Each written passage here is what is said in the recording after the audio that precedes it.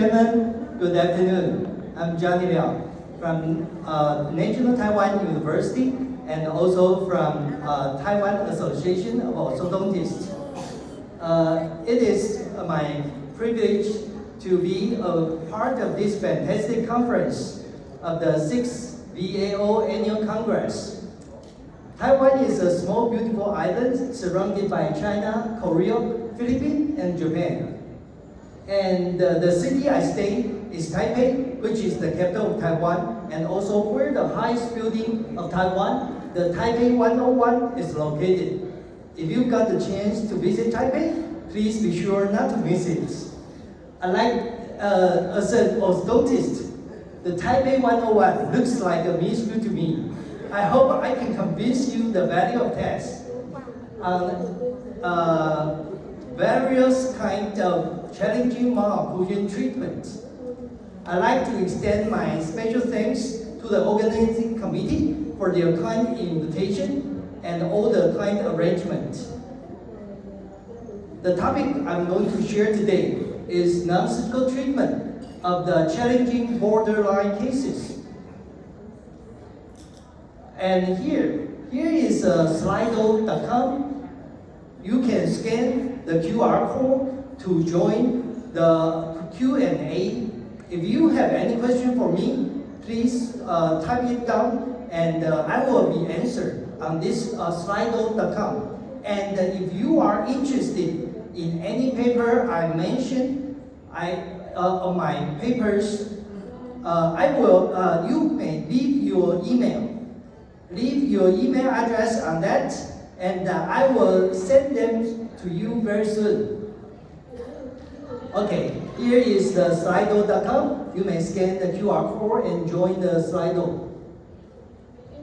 Okay, I'd like to start my presentation with my gratitude to Dr. John Lin and Dr. Hee-Mun Kyung, because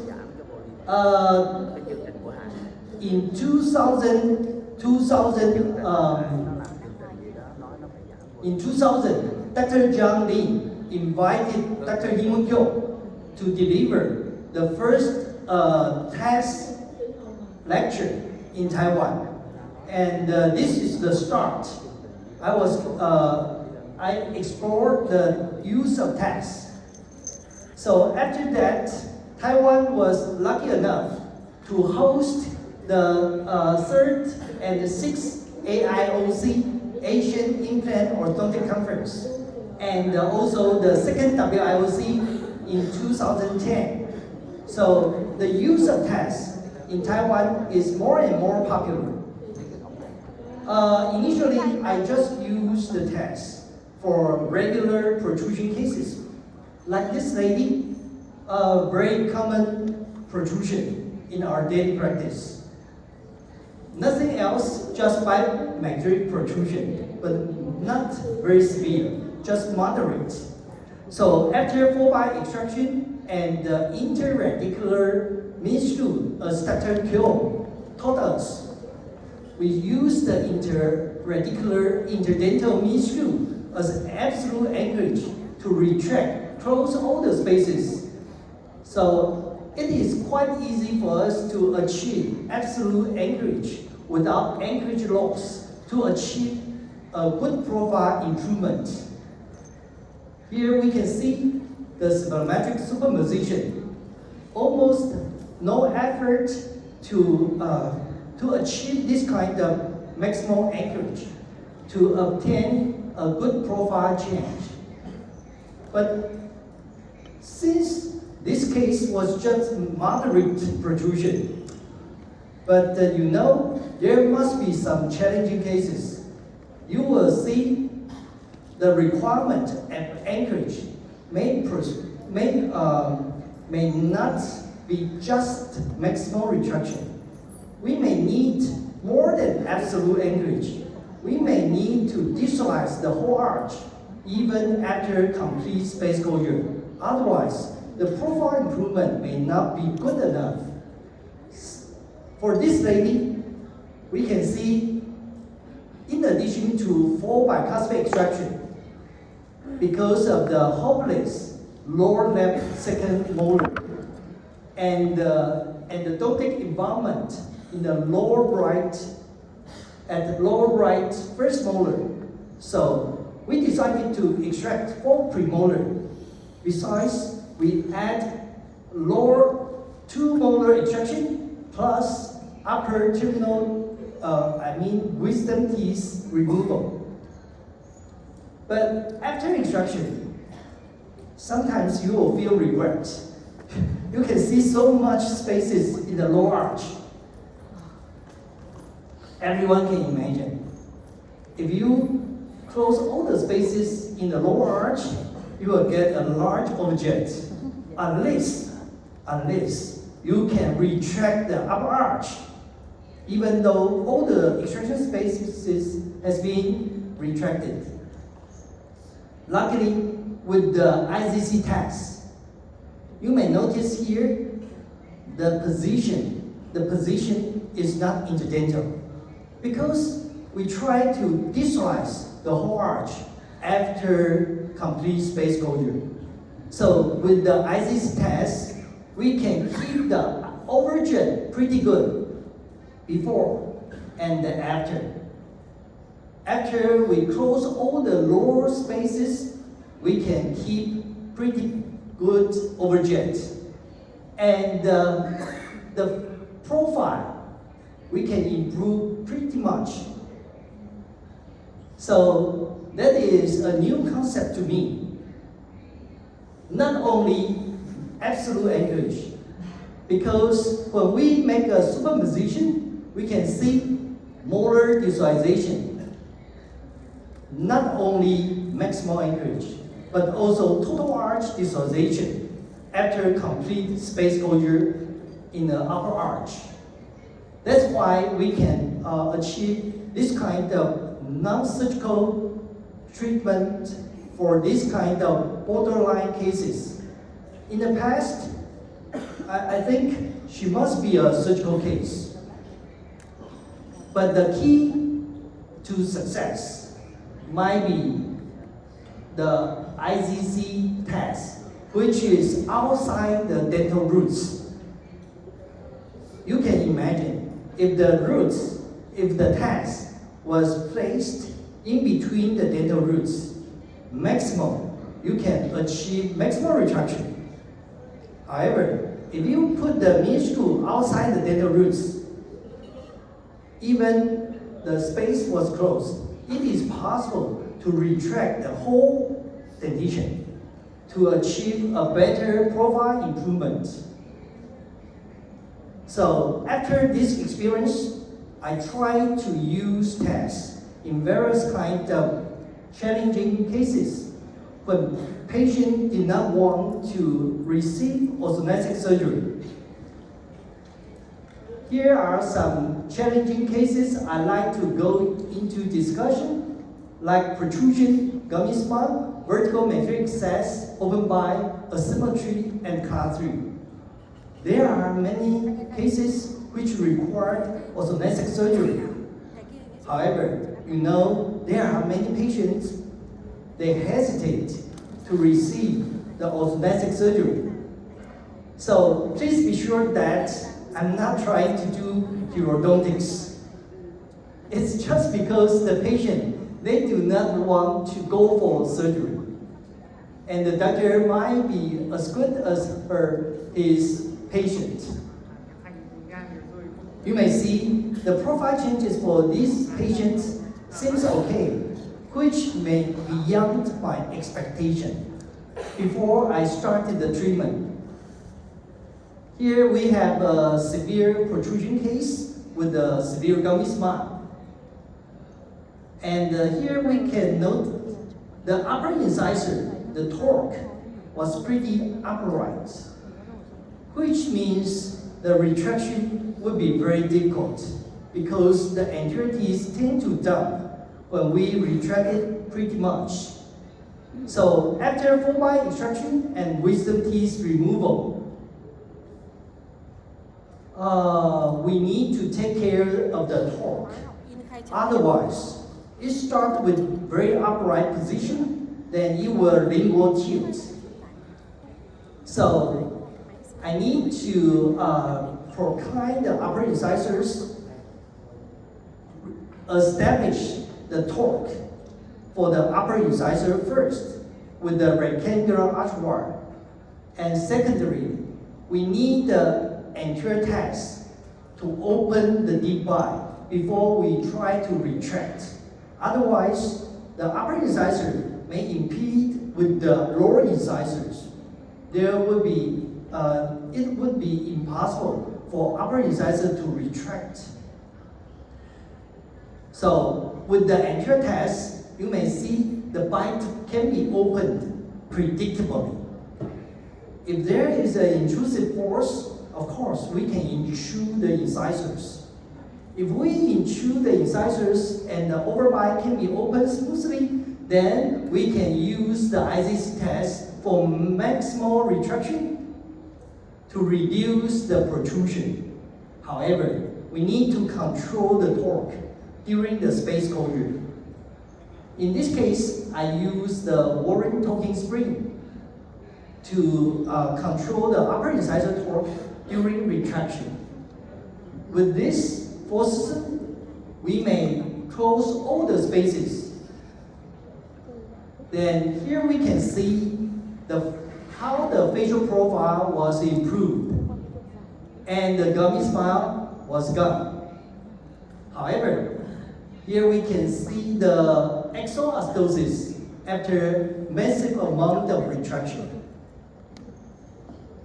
Here is before and after. After massive amount of incisor retraction, we can see a lot of exoastosis like this. So we send this patient to the periodontist to receive the crown lengthening and removing the exoastosis and restore the appropriate crown length. If we look at the superposition, it's around 8 millimeter incisor retraction. But also, we may notice a little bit upper molar intrusion, which allow the mandible to rotate counterclockwise, just like Dr. Artis just showed. I call this kind of active vertical control because we intrude the upper arch, including the upper anterior and upper posterior, so that the occlusal plane was moved upward so that we can rotate the mandible counterclockwise to improve the chin projection and also improve the facial profile. If we look at the mandibular plane angle, it was reduced and the gummy smile was successfully corrected with this combined intrusion and retraction force system. Let's say for an orthodontist like you, everyone know if we have an absolute anchorage in the posterior and also have an absolute anchorage in the anterior, then everything should be very easy for you to control, right? Because you have these anchors. You can control the vertical, you can control the sagittal. So I'd like to proceed to the next, which is not so severe, just a regular protrusion. And again, 4-bite extraction, then a little bit deep bite, but I use the anterior test to open the deep bite. Then use the upper posterior test, IZC test, for maximal retraction. So with this force system, we can correct the protrusion case very easily, very predictably. 1.5 years, we can correct the occlusion. It looks all good, but I'd like to show you something. The facial profile improved quite a bit, but when I make a superposition, please note that the upper incisor torque was not controlled very well. I think if we can torque it a little bit appropriately, there might be a better response for her facial profile improvement. Oh, sorry. So we start to use the 17 by 25 TMA with the palatal root torque around 30 degrees. Then we hold the dentition with the IZC test so that it will not make the crown flare out. And here is the end of treatment. Occlusion-wise, it looks about the same. However, if you look at the chin projection, it looks a little bit better than the mid-treatment. If you look at this comparison, pre-treatment, mid-treatment, after complete space closure, and after torquing the upper incisors, you may see further facial profile improvement with the chin projection improved. Here is the OPG before and after, and here is the symmetric superposition. It looks the retraction of the upper incisors, bodily retraction, which allow the mandible rotate further. Because if we look at the mid-treatment cephalogram, the upper incisor was dumped a little bit, retract more. However, when you retract more, the chin does not come forward.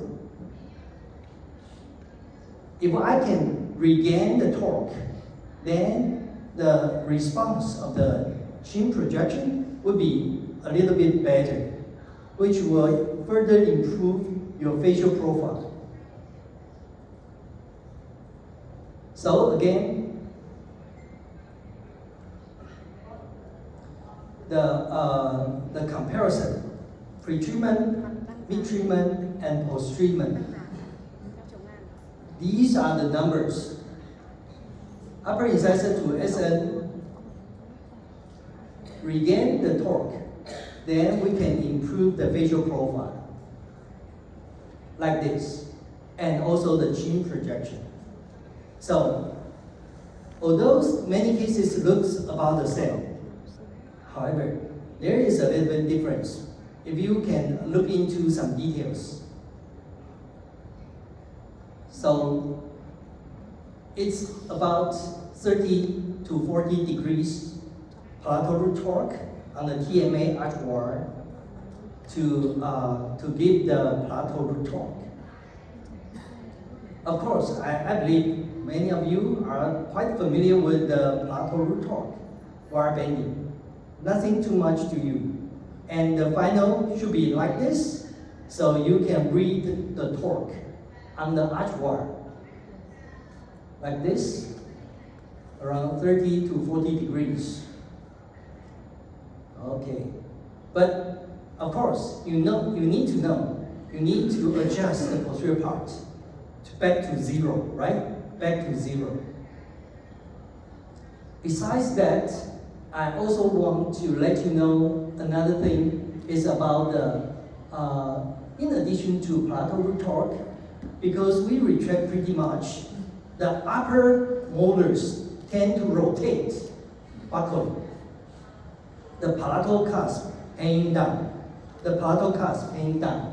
And there is one adjustment I will do is buccal root torque on the terminal molar. The buccal root torque on the terminal molar. And also toe-in bend if necessary. If the terminal molar was rolling out. So the arch wire bending looks like this. 30 degrees buccal root torque and the 30-degree toe-in bend. Okay, so that is thanks to Dr. Adi's presentation. I believe many of you are knows very well about the concept of the active vertical control. But in the past, I dare not accept this kind of patient for non-surgical treatment because I think she is so severe. I do not know where to go. I do not know what's the objectives of orthodontic treatment.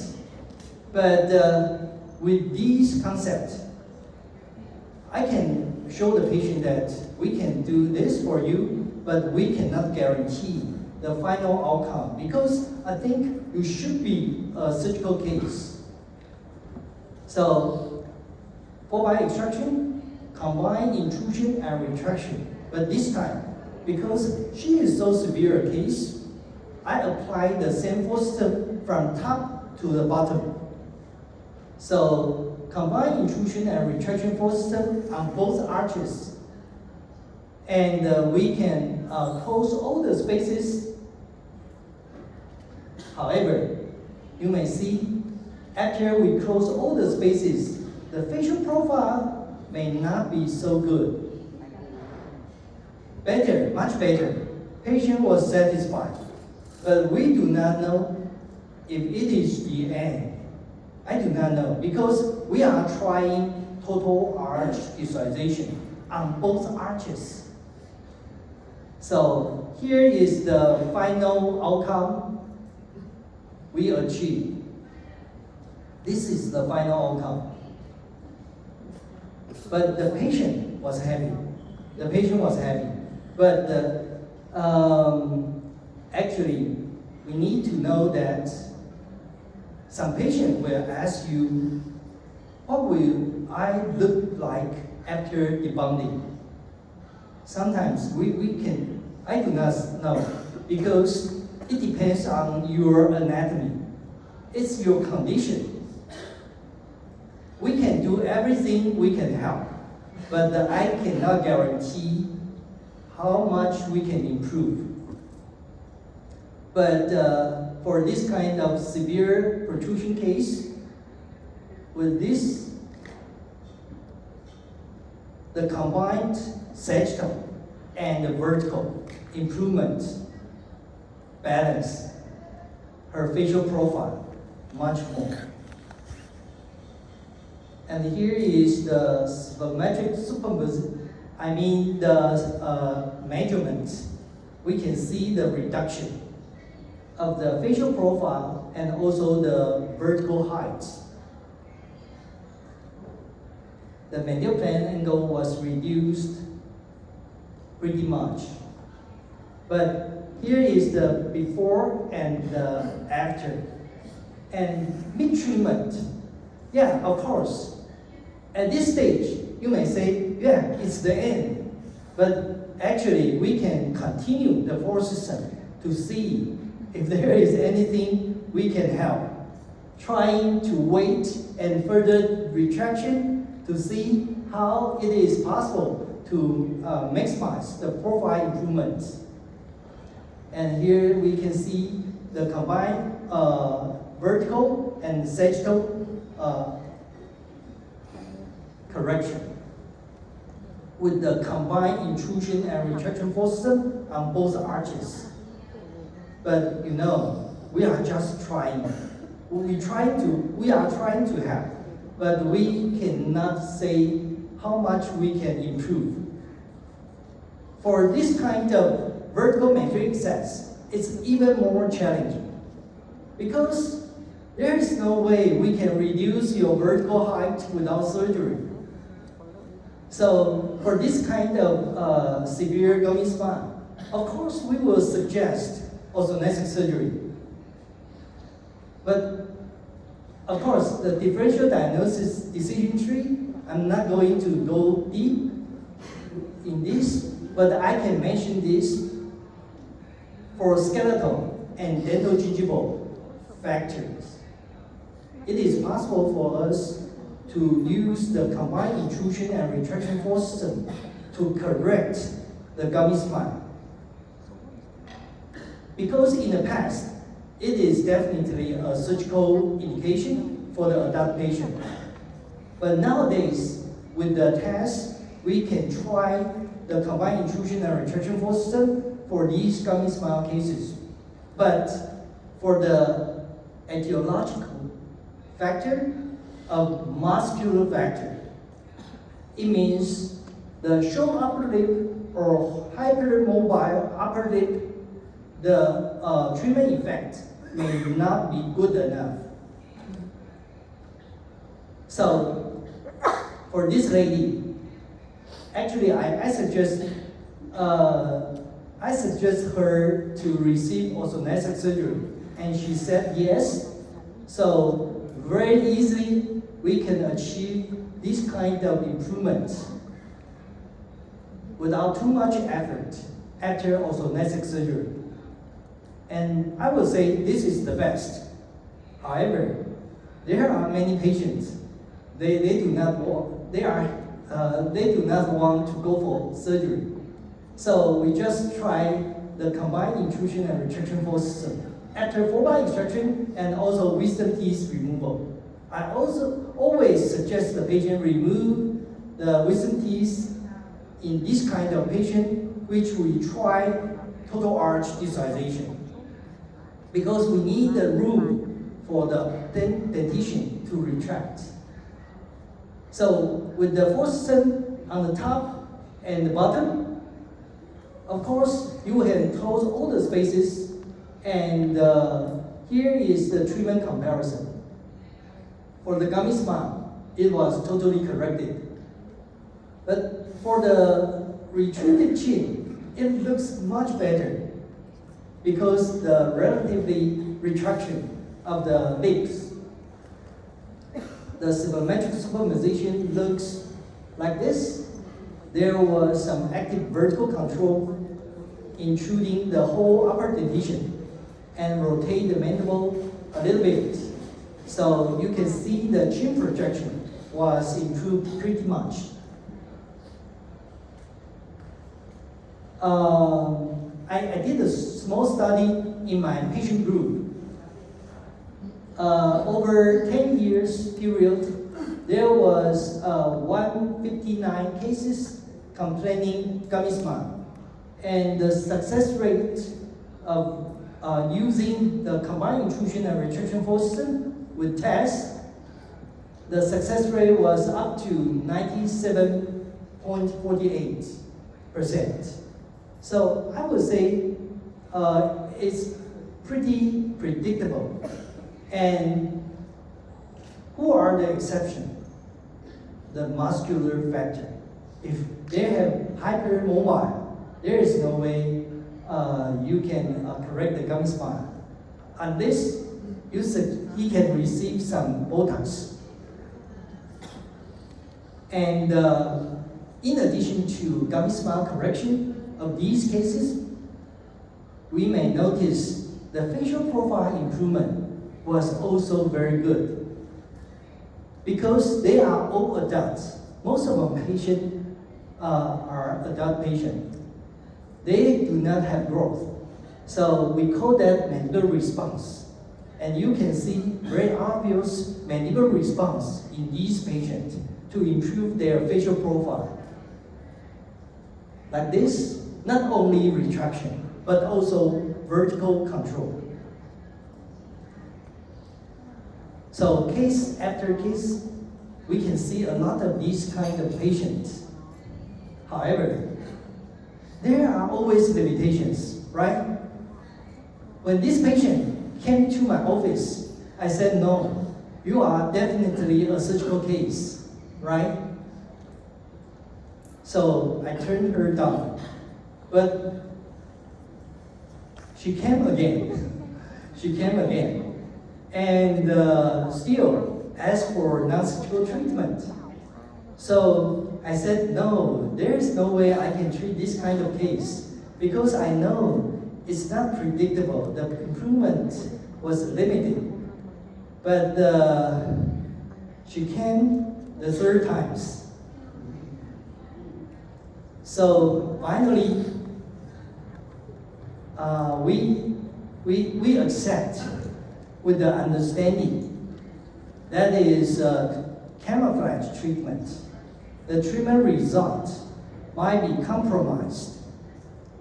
So with wisdom teeth removal, 4-bite extraction, we started to retract and intrude double arch. However, if you look at the progress, you may see here the anterior open bite was noted, right? Anterior open bite was noted. Yeah, anterior test, we can intrude the upper incisors very predictably.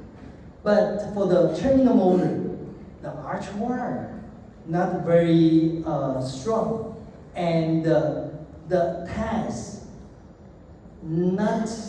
cannot cover bilaterally. I mean, at the anterior side and posterior side of the molars. So I decided to add another buccal test distal to the terminal molar to focus on molar intrusion. But you know, Addis has put transpalatal arch inside, but I did not have, so I decided to put another minuscule on the palatal side to focus on molar intrusion, trying to intrude the molar to solve the open bite.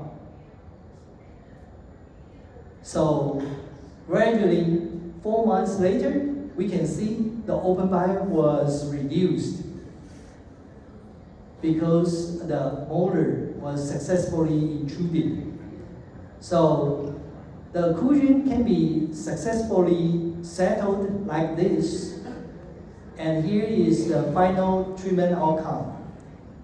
Occlusion-wise, almost look the same. So the point is about how does the patient satisfy with the profile and the gummy smile. Here, the gummy smile was corrected. So this one is quite severe, but still, without the muscular factor, we can correct the gummy smile. And the facial profile improvement, a little bit improvement, but not very good, right? I dare not say it's good, but the patient was satisfied. Before and after OBG, symmetric superpositions,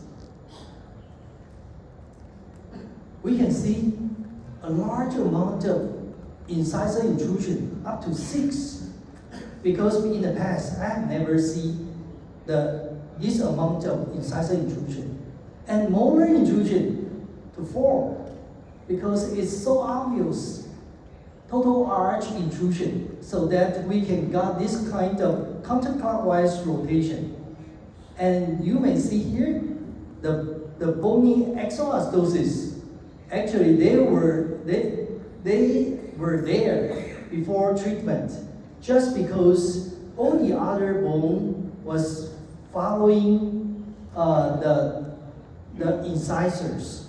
But however, there will be some dense bone left behind. That's why we can see these kind of bony exoastosis. And the mandibular angle was reduced from 49 to 45. And also we can see the improvement of the chin projection before and after. So I did the case report in Dr. J. Park test book on the test. If you are interested in this case, the details, please refer to this article. If you need the article, just write it down, your email address, I will send it to you. But I'd like to show you this. Do you remember, usually, after 1.5 years, usually we close all the spaces, and the profile improvement was basically okay. But you can see 2 years. It's a long way. I do not know when I can be relieved. So it's a little bit stressful, right? That's why I reject the treatment initially. And here are the post-treatment follow-up. For this lady, I think she was very happy because she does not need to receive the orthodontic surgery. However, we can see, although basically combined intrusion and retraction force looks good, but not so predictable, because sometimes individual variation, you need to look into every case, the progress of every case. And if there is something else, you need to figure out something to fix it.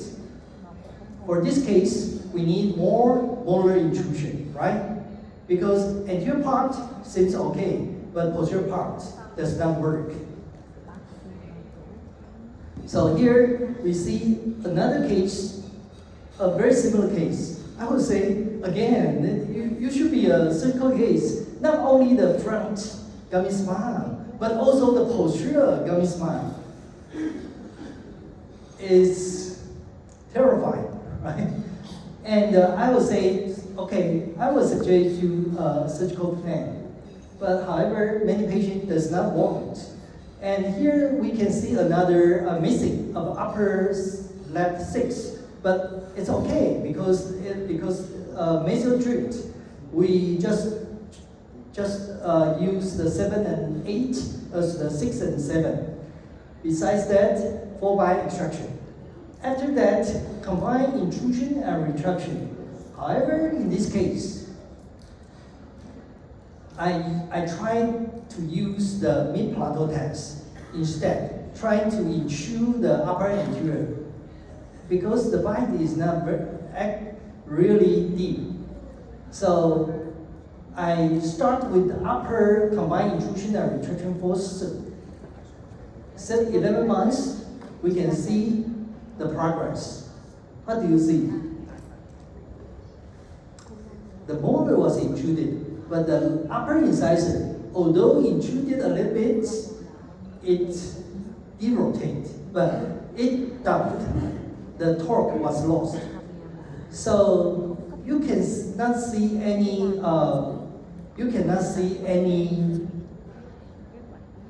mandibular response, right? No forward rotation of mandible. And the facial profile improvement, not much. And we have closed most of the spaces, right? We have closed most of the spaces, but the facial profile was not satisfied.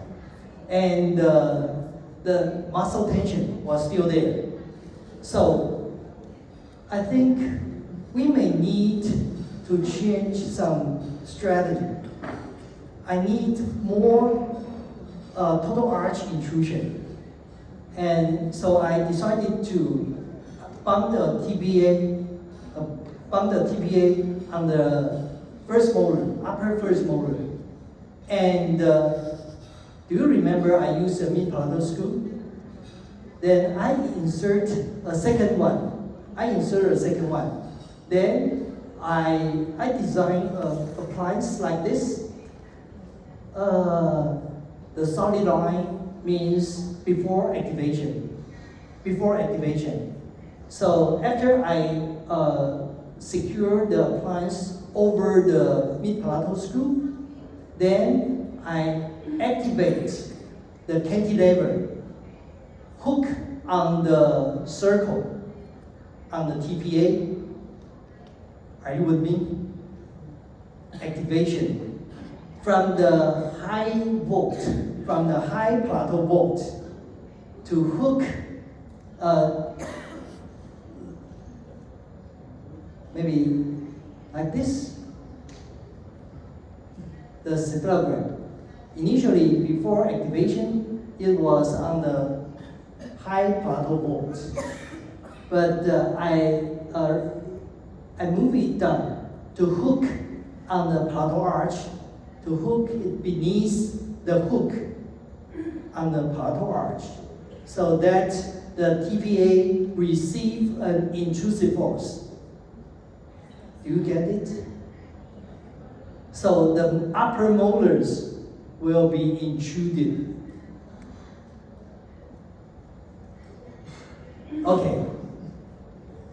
Here we can see 3 months later, the TPA was impinged into the soft tissue, which means the upper molars were intruded. And at this time, can you see here the molar relationship? I cannot believe it. It's class 3. This is class 1 case. The anchorage in lower is stronger. But nowadays, she was class 3 molar relationship, which means counterclockwise rotation. Just like Adi said, right? Counterclockwise rotation. What should I do? I need to control the low molars. So I use buckle shelf test. But I submerge the buckle shelf test with the wire extension to exert the intrusive force and also the retraction force, trying to correct the class 3 relationship, trying to correct the class 3 dental relationship, and also intrude the low molars, so that I can get double arch active vertical control. Okay, so 5 months later, you may compare here and here. Now, the canine relationship was class 1, bilaterally. And here is the final treatment outcome. After complete space closure, in the mid-treatment, the facial profile was not good. The lip incompetency was still there. But with the active vertical control, we can intrude the upper and also we try to intrude the lower. So we can get the lip improvement and also relieve the muscle strain. And the gummy smile was totally gone. The gummy smile was totally gone. And the requirement for this successful gummy smile correction was not only anterior intrusion, right? Because she was both anterior and posterior gummy smile. And here is the before and after. So again, you can see not only anterior intrusion, but also posterior intrusion, so that we can get counterclockwise rotation of the mandible to relieve the muscle strain and improve the facial profile. The mandibular angle was also reduced significantly. And so, because this mid-treatment record, you can recognize this is only sagittal. But after that, with the vertical, you can achieve treatment effect like this. And also the gummy smile correction. It is not me who invented this kind of appliance. Dr. Benedict Wilmis, you can see he used a cantilever arm to intrude the elongated upper molar. And he calls it a mousetrap appliance. But I tried not to use the image of the mouse. So I decided to call the appliance MTAD supported cantilever clip, just like a paper clip, because the activation, the way of activation is the same. And the next is a transfer case. Maybe a little bit similar to a case Dr. Nat present in the morning. Do you see here? Her chief complaint, protrusion. And the second complaint, anterior crossbite. She had her upper premolars extracted, upper first premolar extracted. And the doctor close the spaces on the upper arch, but she still feel very protrusive. So she talked to her doctor and asked the doctor to keep retracting. So the doctor keep the retraction with the tats here, with the tats on the buckle, and retract the upper dentition. Gradually, it became anterior crossbite, like this, and you can see the torque was lost, severely lost, and the root was outside the alveolar bone. The root was totally outside the alveolar bone. So my treatment plan was lower second premolar extraction and regain the upper incisor torque. But just doctor not present in the morning, remove the appliance and let the body do their job to restore the healthy.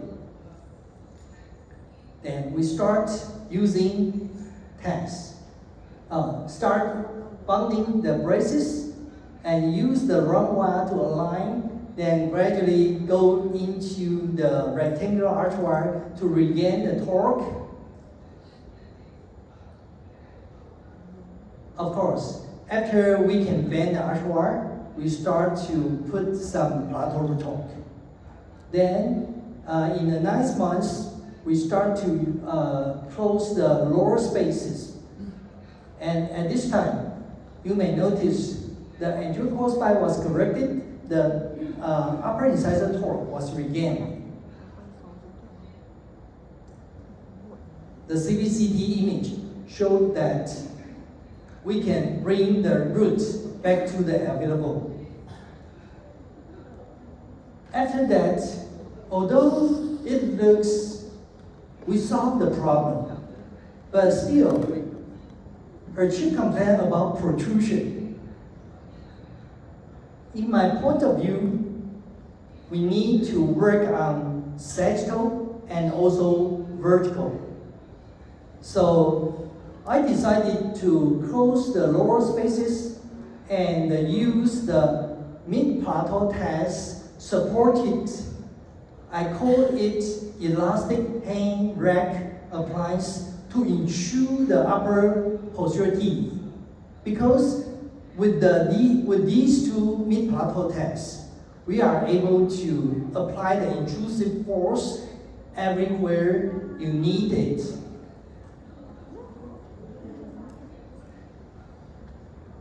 If you feel this is a little bit complicated, just take a picture and send it to the lab. They will know how to fabricate. You see, I just used this part, mid-plateau test, as anchorage. Then the extension, just like, picture hang track around the room, right? Then if you want to put the paint over there, just hang it there. So it's quite, I think it's quite cost effective because you do not need to put too many mini screws. Of course, if you can put a less number of the mini screws as possible, of course it's good. Do you remember she came to me with the many tests, right? And this one is the original one. And I think if there is a proximity between the text and the roots, there is no way for further improvement. If you like to digitalize, no way. If you try to intrude, there will be some interference. So I try to use submerged ICC. It means move the text buccally and apically to submerge to avoid any possible interference between text and the moving roots. You get me? Then I just use the 2 plateau tests to apply the force I like. And here is the end. We fix the occlusion, and also we improve the facial profile like this. This is not about retraction. Yes, we need retraction, but it's about vertical. Do you get it? At least we need to have this concept. Then we can do what we need. If you look at the OBG here and here, you can see a lot of molar intrusion. But for this kind of molar intrusion, actually, of course, if there is a test, of course you can intrude. However, so distal, so terminal, it's not so easy to apply the intrusive force there. With the wire extension, of course, I can, you can, because we extend the arch wire there, and we have the test as the anchorage. And here is the supermetric superposition. So obvious counterclockwise rotation. So obvious active vertical control to intrude the whole upper arch. And the mandibular angle was reduced. Here is the pre-treatment when we close all the spaces, and here is the post-treatment after you add the vertical effect. And many doctors worries about the roots. Initially, it was outside the labial plate, but after I retract it maximally, it seems plateau to the plateau plate. And that is not good, right? Periodontal. But if we look at the CBCT, this is the same view. However, in this section, there was plateau plate. You can see here, there was plateau plate. From the axial view, this is before and this is after. Different level, CEJ level, 5 mm above, and the root apex, you can see they were within the alveolar bone. They were within the alveolar bone. So it is not, we retract too much. Even though we retract that much, still they are within the physiological limitations. So I wrote this up in AJODO Clinical Companion. Please refer to the article for the details. And I'd like to tell you another story about after so many different cases, we started trying to look into the effect. Where comes the treatment effect of the vertical? So we grouped 69 high-angle protrusion cases were allocated into 4 groups according to the test configuration in the lower arch. Because all these cases, we use the ICC test and the upper anterior test. But for the lower arch, the group 1, no test. The group 2, only lower anterior test. The group 3, only buccal shelf test. And group 4, both anterior, lower anterior, and lower posterior test. And we look into the soft tissue retraction, the amount of soft tissue retraction. Because this is what we care and what the patient care, how much we can retract. And we find that the greatest amount of soft tissue retraction lies in this group. With the upper and lower anterior, That means combined intrusion and retraction force system on both arches. If we look into the lower lip to E line, this group was up to 6 millimeter. Just give you an idea, we compare these similar study to evaluate the soft tissue retraction, lower lip to E line. When we put these numbers together, we can see lower lip to E line with test 4.8, around 4.8. Very similar to this one. If I only have low posterior test. But when we have the anterior test, the amount of soft tissue retraction was up to 6. If we compare the setup of our cases and the other two studies, the difference may lie in only anterior test. I mean, the angle setup, only the anterior tests are different, because every study have upper posterior test and also have lower posterior test. But ours, we got to have anterior test. And when we look into the numbers, we can see the vertical effect got very prominent when this group got the anterior test. It's very straightforward. Actually, that is very straightforward. That means if you have posterior test, you can have more retraction. But if you have anterior test, you can have more vertical effect.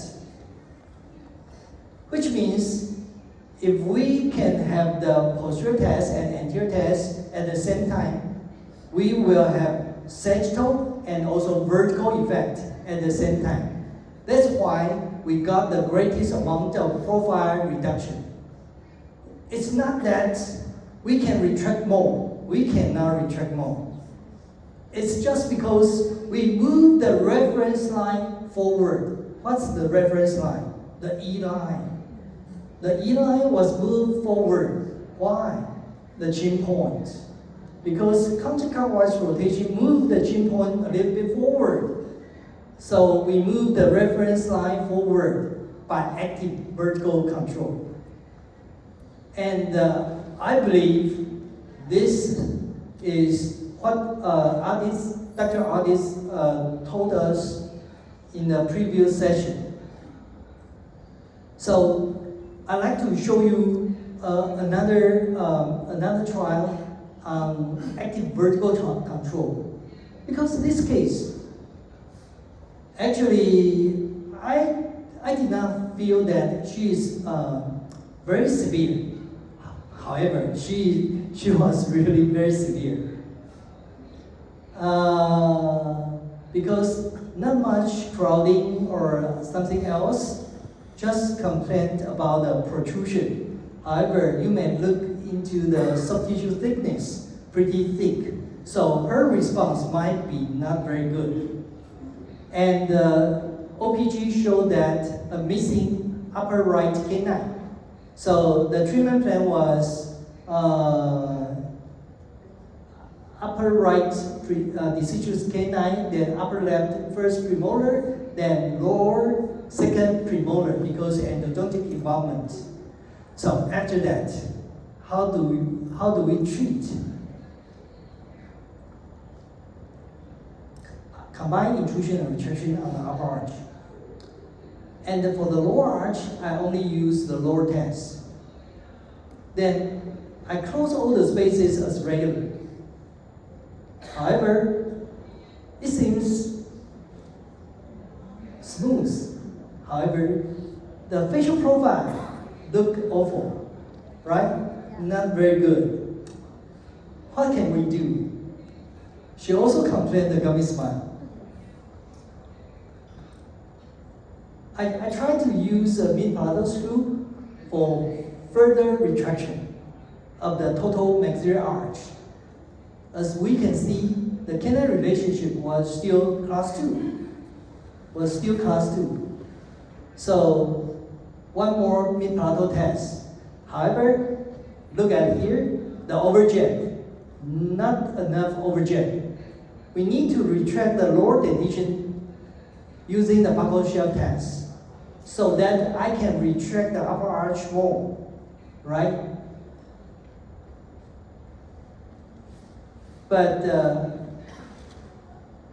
at this kind of time, I mean, when you try to digitalize the whole arch, actually we need to look into the CBCT to check any possible interference.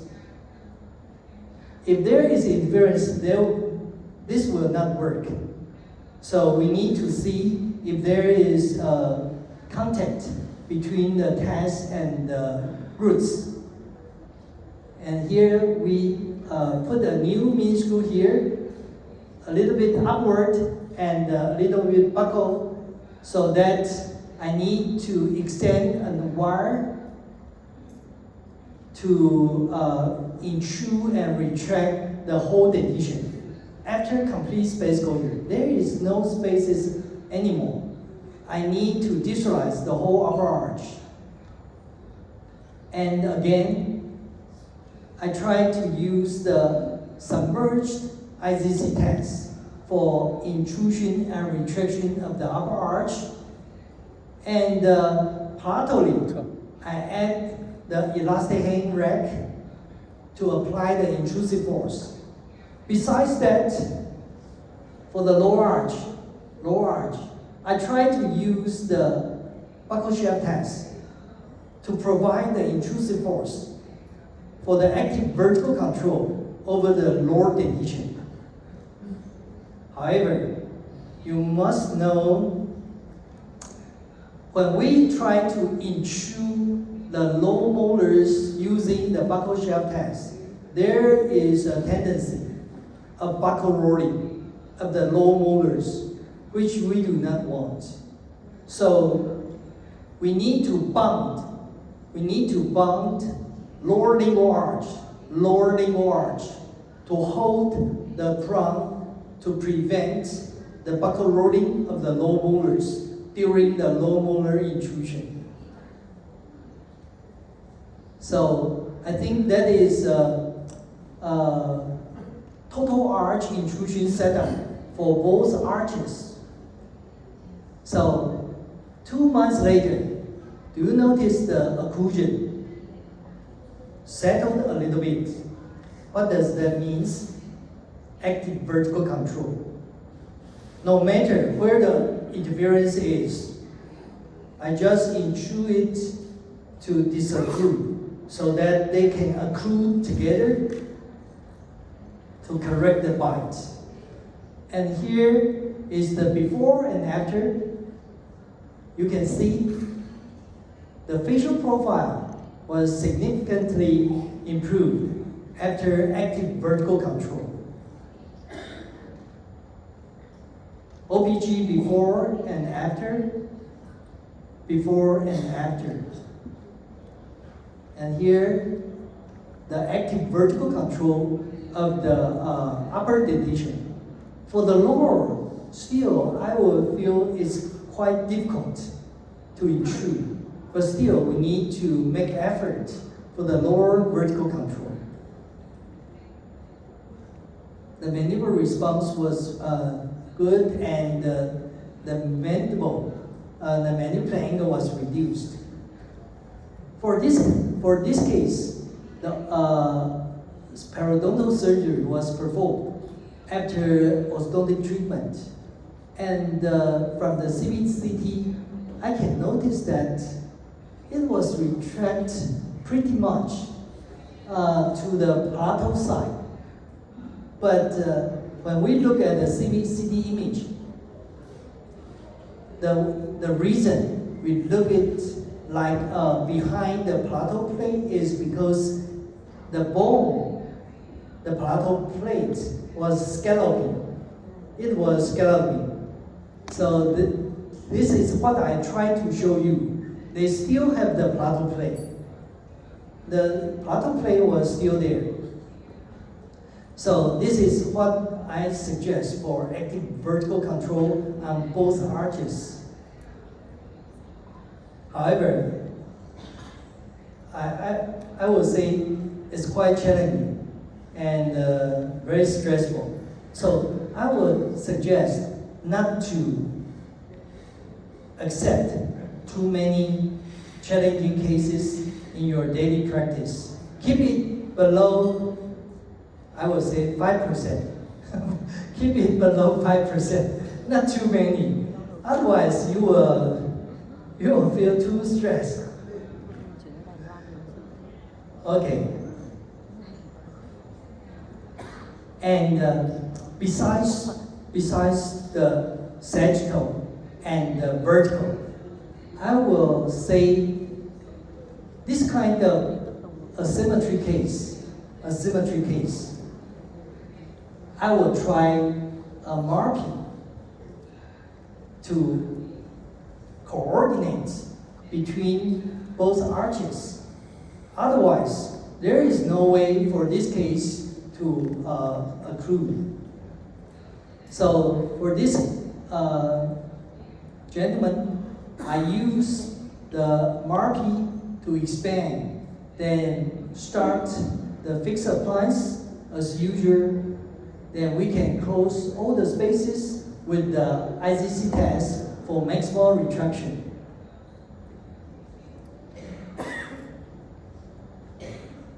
And here is the final treatment outcome. For this gentleman, I will say if I did not expand the upper arch skeleton, there is no possibility for him to improve the facial asymmetry. Although not perfect, symmetrical, but it improved pretty much. And with the absolute anchorage, it can improve his facial profile pretty good. So this is the transfers. I think is pretty important to consider these three dimensions at the same time. And I'd like to show you some other aspects of the asymmetry. For this lady, very obvious facial asymmetry. So I would say she must be a good surgical case. But since she did not want to go for surgery, so we just like to try non-surgical. But you can see her upper anteriors the condition are not so good. So we just decided to remove the upper lateral incisors instead. So upper lateral incisor and the lower right first premolar and the lower left first molar. For this lady, for this kind of substitution, of course we can do some composite buildup for temporary aesthetics. And then we start the retraction, the space closure of the canine to canine to substitute the lateral incisors. At this time, if there is any elongated molars, we use the palatal test from buccal side and palatal side to ensure it at the same time.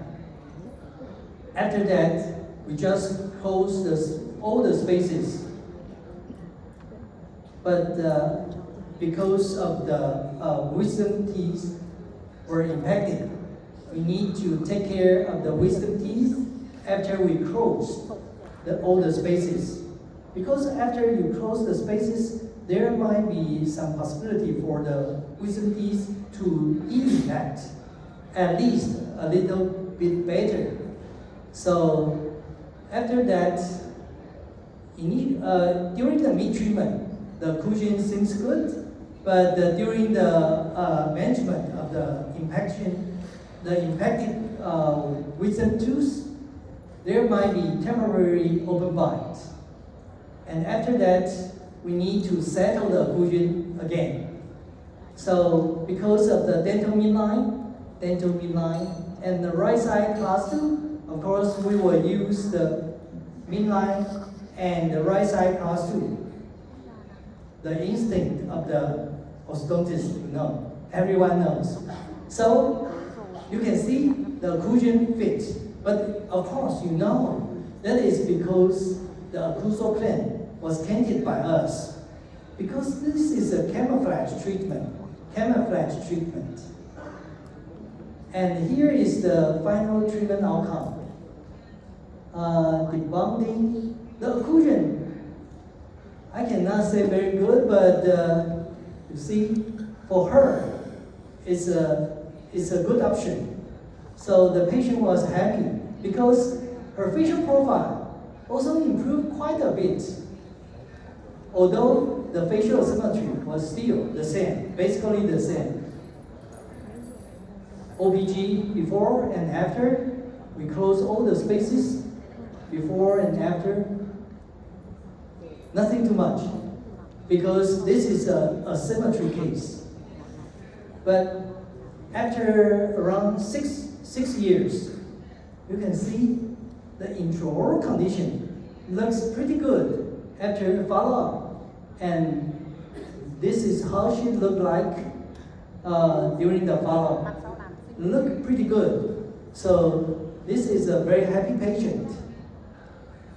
I try to show you some cases like this because sometimes we think that might be impossible.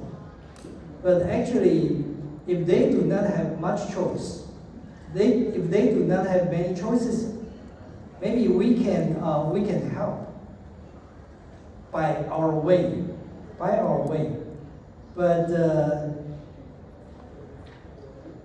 But I also want to show you something that's not very happy.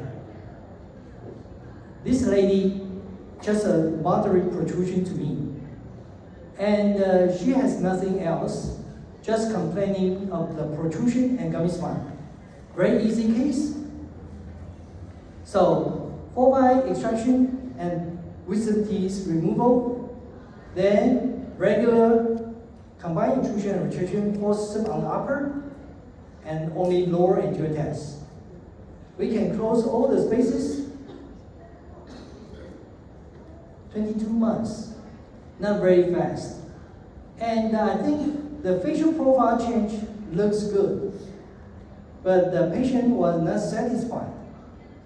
And she asked for counterclockwise rotation of mandible. I said, what? Counterclockwise rotation of mandible? She said, she saw it on the internet. She said, we close all the spaces to reduce the protrusion. But what we missed, maybe counterclockwise rotation of mandible. This surprised me a little bit. And I said, if you think so, maybe we take a record to check.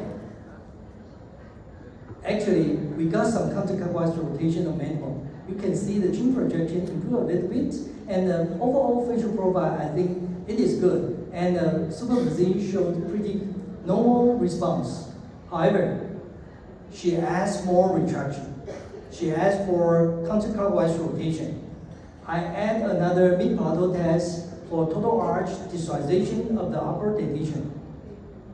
So after 9 months, I believe there will be some more counterclockwise rotation of mandible.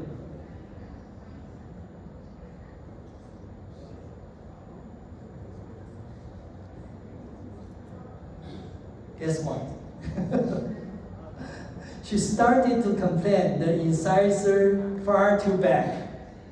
You need to know, this is a camouflage treatment to mimic the orthodontic surgery. There is no way. We are not magicians. But of course, it's very difficult to communicate with this kind of patient. So she complained the upper incisor too upright. We need to apply the palatal torque to regain the torque. And she said it is too bad. So I need to use the mid-palatal test fabricate MTAD protractor to protract the upper division. Of course, I need to check. I need to show her. You see, it comes forward. And if you want to keep the treatment effect, you will not want to protract it all the way back to the original, right? So finally, we will settle like this. The occlusion, no problem. The facial profile, I think it is good. I think it is good. The tooth show is no problem. And here is the before and after. The cyclometric superposition showed, yes, active vertical control, counterclockwise rotation. But she complained of the upper incisor too far back. So we need to protract. That is why I always suggest our colleagues, please do not use this kind of successful cases, which is not routine. We can make every effort to help the patient, but I do not suggest to use this kind of successful experience like a promotion. Otherwise, it may be a little bit misleading. So here, I like to show you some other cases to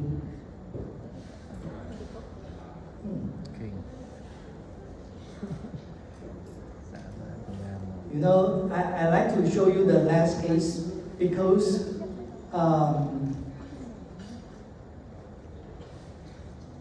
it's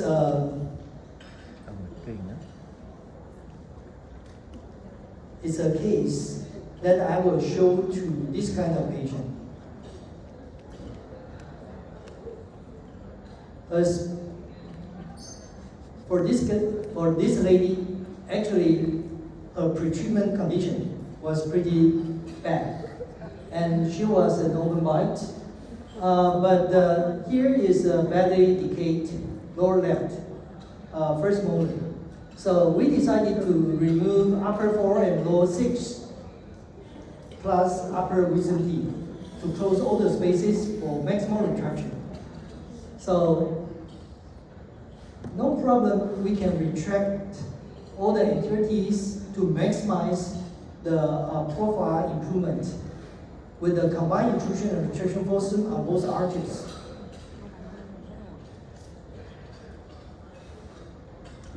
And here is some progress. You can see the facial profile improvement. She was happy. She was very happy. But when we close all the spaces and we finish like this, look amazing. But when I try to make the superposition, I cannot fit the nose because she got the rhinoplasty. You see, when she got some improvement, she will want more. It's good, it's good. So she got the rhinoplasty. That's why, in addition to sagittal and the vertical improvement with the orthodontic tooth movement, you may still enhance your facial profile with the rhinoplasty, which makes her a beautiful face. During the follow-up, she enjoyed the treatment effect of the rhinoplasty. She got another procedure of the chin augmentation. So it is good. You know, this kind of interaction is good. You can show your patient these slides. What do you want? If you want this treatment effect, orthodontic treatment. If you like this, you may need one more rhinoplasty. But if you are not satisfied, you may further consider the genioplasty, the chin augmentation, just like a menu, right? Sometimes we need to communicate with our patient like this. And to conclude my talk today, I will say, if we try to treat the surgical cases without surgery, I will say the extraradicular test might be the most important part, because it provides you a reliable anchorage to control your tooth movement, and you need to master the three-dimensional control of tooth movement, as these cases are not very typical, not regular orthodontic treatment. So we need to have this concept of sagittal, vertical, and transverse. Otherwise, if you only focus on one dimension, you will not make it. But I want to say, every one of us, we need to respect the boundaries of tooth movement, because there must be boundaries. But some doctors worry about the scope. We can move the tooth, but I think, yes, we need to respect. We need to evaluate. We need to look at the response carefully with the maybe with CBCT. Besides, after so much massive amount of tooth movement, there might be some periodontal consequence. Initially, the patient complained about the exoastosis after massive amount of retraction. But of course, if we know it is a routine, we can inform the patient in advance and tell them it is a possibility, and it is possible we need to send you to the periodontist for periodontal surgery afterwards. Sometimes it is not necessary. It's good, but we need to let them know in advance. And one thing I'd like to mention, some patient, they do not want to have periodontal surgery, but during the follow-up, we can see it disappeared. It's about the metabolism, the bone metabolism. For one case, not only one case, for several cases, it's related with the pregnancy. After she delivered a baby, the bone disappeared. And another one is about hyperthyroidism. So you cannot see because the metabolism rate is pretty good. So I think the most important part, I will say, the patient communication. And for the retraction of the anterior teeth, I use posterior test. But I prefer use the infrazygomatic crest because it's outside the roots. And for lower, I use the buccal shelf test. But I would say they are not true extra-radical. You need to check. You know, when I look into my success rate of tests, the most highest rate lies in plateau tests. That's why there are so many doctors who prefer to use plateau tests. No wonder. I also like to use the plateau test. But using the plateau test might be necessary to fabricate some kind of appliance, just like you see. So, of course, buccal test easier to use. But what I try to say, the second place, where is the second place? For me, the second place goes to anterior test, because the anterior test, subapical anterior test, they are true extra-radicular. or I should say extra-alveolar, because there are no structure at all. Anterior part, the symphysis, the anterior subapical, the palatal, they are true extra-alveolar. For ICC, for buccal shelf test, yeah, more like extra-alveolar, but not really.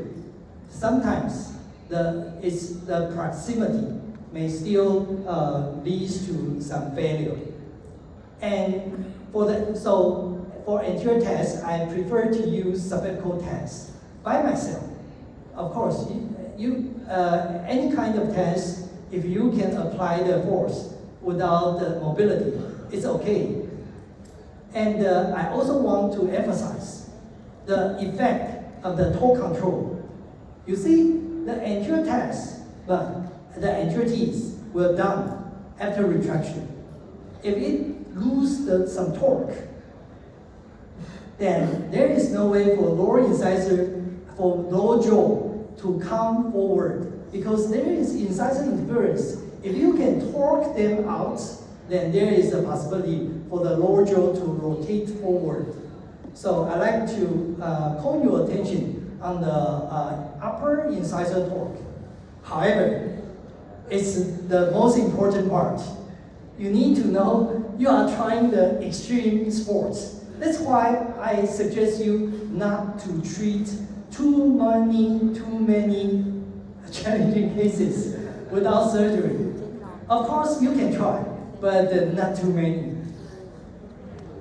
You have seen a lot of these. No place to place the roots. Anatomy, right? Anatomy. We need to respect. And I'd like to thank all my colleagues working together with me to see my patients together, and we work together as a team. I think nowadays the interdisciplinary approach is very important to satisfy the patient's needs. So try to use the test and the interdisciplinary treatment to maximize the orthodontic potentials. Thank you very much for your kind attention.